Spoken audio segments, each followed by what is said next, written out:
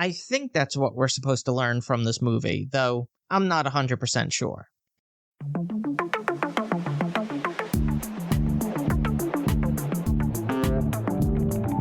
Just what you've been waiting for. Movies, TV, music, and more. Follow, subscribe, stay up to date. Episodes drop every other Monday. It's the man, watch that. It's the man, watch that. It's the man, watch that podcast.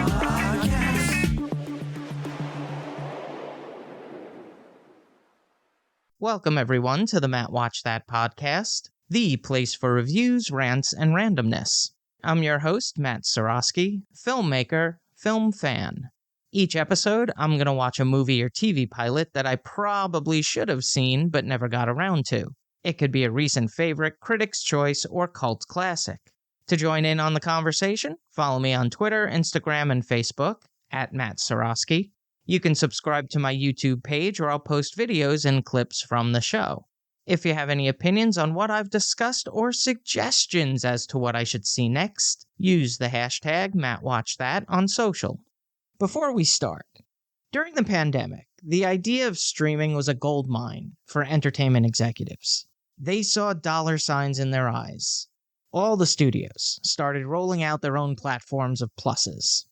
Then they started to realize when you give away hundreds of movies and thousands of episodes for a low price of $9.99 per month, that's not exactly a money-making venture. Now, with the pandemic behind us, I think, these entertainment executives are losing billions of dollars while receiving millions in undeserved bonuses. And they're scrambling to figure out how to gain capital. First, they're raising the prices on their streaming platforms. Next, they're offering cheaper-priced ad-supported options so that they can double-dip with subscriber fees and commercials. So they're basically reverting back to the cable strategy of 30 years ago. Also, WB has been selling their high-profile DC movies to Prime, Netflix, and basically anyone who'll pay for a licensing window. Universal is doing the same with the Super Mario movie. Originally, that was exclusive to Peacock. Now, it's on Netflix. What else is happening? What else is in the news? Yes, MSG Networks and Yes Networks are teaming up for a streaming service that will offer New York Knicks and Yankees games exclusively. This is the future, my friends. If you want to see every game of your favorite sports team, you'll have to buy all these services. Also, Warner Brothers and Paramount are talking merger, which would combine two iconic studio libraries and their streaming services, Max and Paramount+. I guess the brothers didn't learn from the turkey that is the WB Discovery merger. That one worked out so well. But this is what happens when you have business people in creative positions. It's not about the content. It's not about making quality movies and TV series. It's about upping the bottom line, making money for shareholders and investors, and that's it. Don't expect this to change anytime soon. These executives have killed the theatrical business, the home video market, and they're making no money off streaming. I guess what these executives are hoping for is an Oppenheimer sequel and 27 Barbie spin-offs. On to the main attraction. Each review will end with a ranking out of 5 stars. 1 star is skip it, 2 stars watch at your own risk, 3 stars standard fare, 4 stars worth checking out, and 5 stars must-see. Now, if I give a title 5 stars, it doesn't mean I'm comparing it to Casablanca, Jaws, or Seinfeld. I rank titles based on other movies or TV series in that genre and at that time period. On this episode of the podcast, I'll be reviewing The Devil Wears Prada from 2006. It was directed by David Frankel, who helmed the family drama Marley and Me, romantic dramedy Hope Springs, and schmaltzy Collateral Beauty. His father, Max Frankel, was editor for the New York Times. The screenplay was written by Aline Brosh McKenna, who scribed romantic comedies 27 Dresses and Morning Glory, family drama We Bought a Zoo, and co-created Crazy Ex-Girlfriend with Rachel Bloom. It was based on the novel of the same name by Lauren Weisberger, which was partially inspired by her job as personal assistant for Vogue editor Anna Wintour, though the characters are an amalgamation of various work experiences, also known as Please Don't Sue Me for This Story. It stars Meryl Streep as Miranda Presley. The Jersey-born actress studied at Vassar College and received an MFA from the Yale School of Drama. She started in theater, but after seeing Robert De Niro's performance in Taxi Driver, she was inspired to pursue film. She had a small part in the Jane Fonda vehicle Julia in 1977. When De Niro saw her in the play The Cherry Orchard, he suggested her for the role of his girlfriend in The Deer Hunter. The rest is history. The most decorated actress in our lifetime, she's been nominated for a record 21 Academy Awards, winning 3 for Kramer vs. Kramer, Sophie's Choice, and The Iron Lady. Anne Hathaway portrays Andrea Andy Sachs, best known as Mia Thermopolis in The Princess Diaries. Her first role was in the short-lived sitcom Get Real, which co-starred Jesse Eisenberg. She was cast in 2 Disney films, The Princess Diaries and The Other Side of Heaven. She would transition to drama in supporting roles in Nicholas Nickleby, and the Best Picture Academy Award-nominated Brokeback Mountain. In 2013, she won an Oscar for Best Performance by an actress in a supporting role for Les Miserables. This is something to look out for. Patricia Fields spent over $1 million in costume designs, making it the most expensive to attire in film history. It was money well spent, as she would receive an Academy Award nomination for her work. The costumes would be sold off at auction for breast cancer research. So let's jump into it. Andy Sachs is a recent graduate from Northwestern University. She was accepted into Stanford Law, but decides to move to New York to become a journalist. She was editor-in-chief of the Daily Northwesterner and won a national competition for college journalists. She has an interview at Runway Fashion magazine and meets with Emily Charlton, the first assistant to Miranda Presley, the editor-in-chief and legend in the industry. The position is for second assistant, which the last 2 women only lasted a few weeks in. Interest in fashion is critical, and they need to be a survivor. 1 million girls would kill for this job. If she could last a year, that would lead to other opportunities in publishing that better fit her qualifications. When Emily is alerted that Miranda is arriving to work early, the office bursts into chaos. People run around making sure that everything is perfect, all needs are anticipated. Miranda enters looking fashionable with perfectly coiffed white hair. She has a reputation for being high maintenance and career obsessed. When she sees Andy in less than desirable clothing, she requests to meet with the candidate. After running down her fashion sense and making crude remarks about her body type, Andy chimes in that she might not be glamorous or skinny, but she's smart and learns fast. As she leaves with the idea that she failed the interview, she's brought back by Emily to inform her that she's gotten the job. As Andy attempts to navigate the world of high fashion, will she be able to stick it out or become another casualty of Miranda? Here's a quote without context. "By all means, move at a glacial pace. You know how that thrills me." The Devil Wears Prada is a curious movie for me. From a filmmaking standpoint, it's pretty stellar.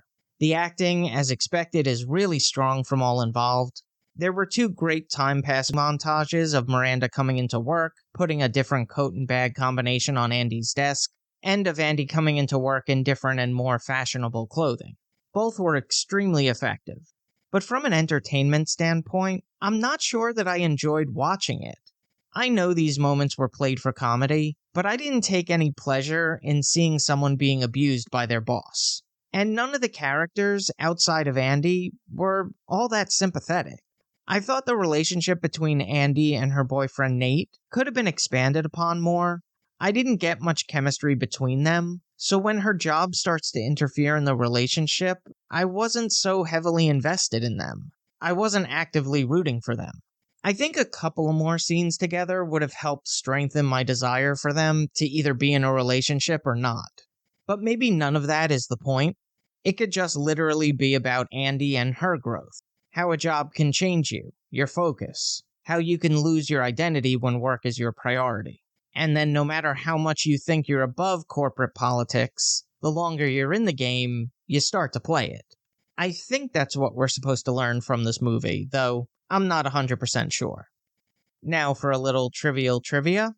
Co-stars Emily Blunt and Stanley Tucci would become family in 2012 when he married her sister Felicity.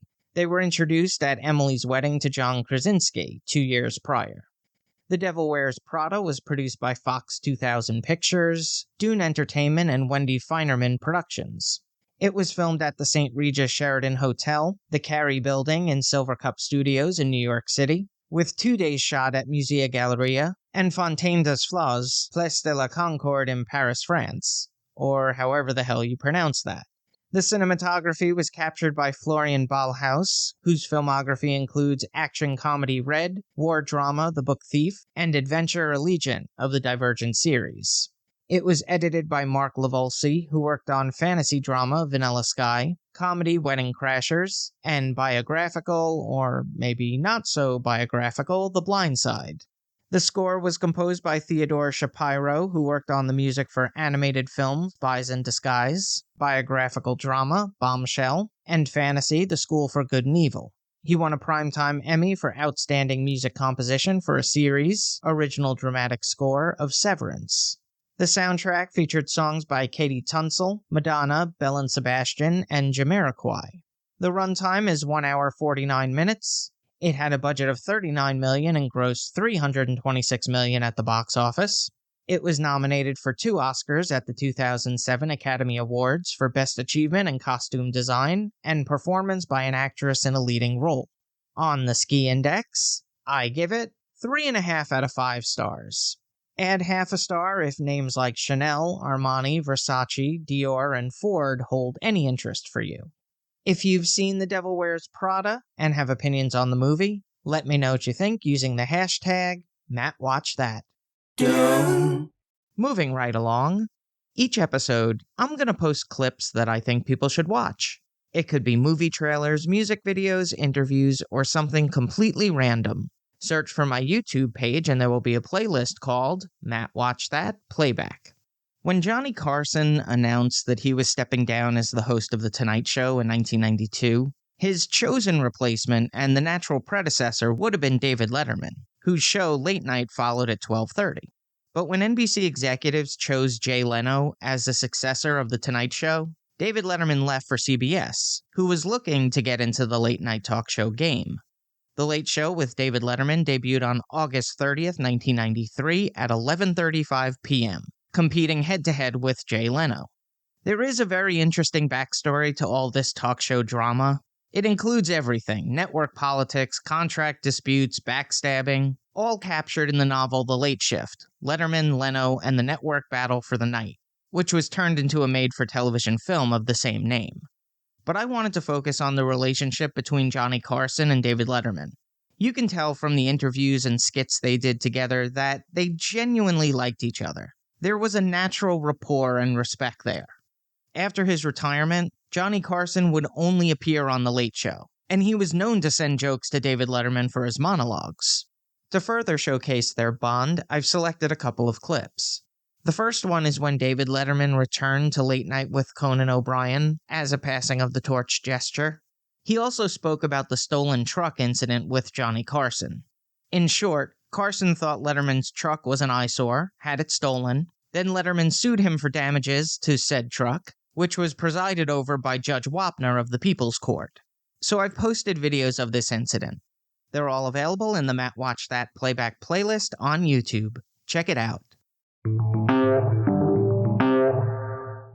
Now it's time for the recommendation. Yes, that's the word recommendation with Matt in the middle. I'm going to end each podcast with my own recommendation of a movie or TV series. Today I'm talking about Click.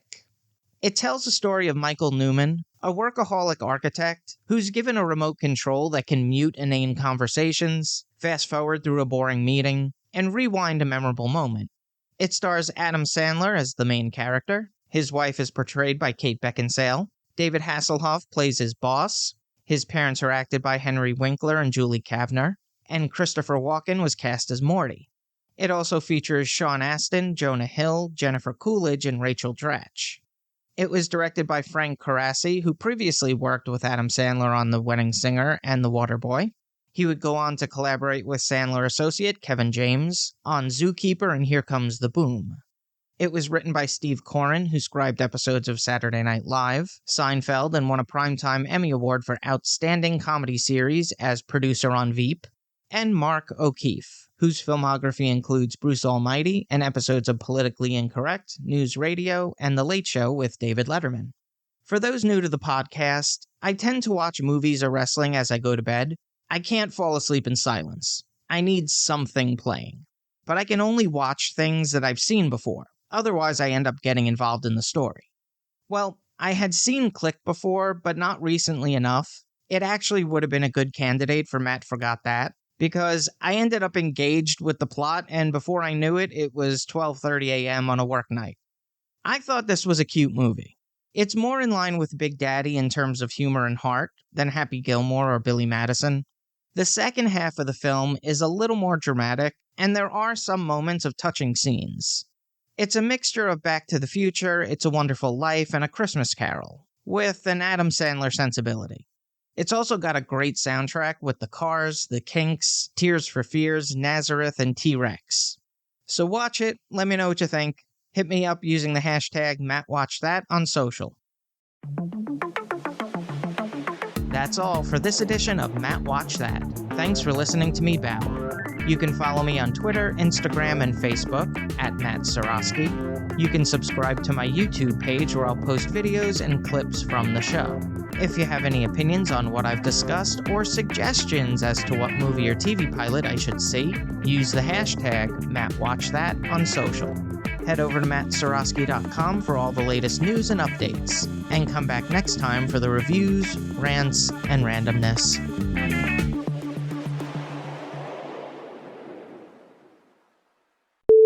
It tells the story of Michael Newman, a workaholic architect.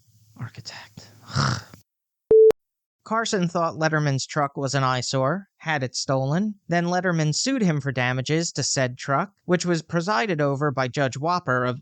Whopper. His parents are acted by Henry Winkler.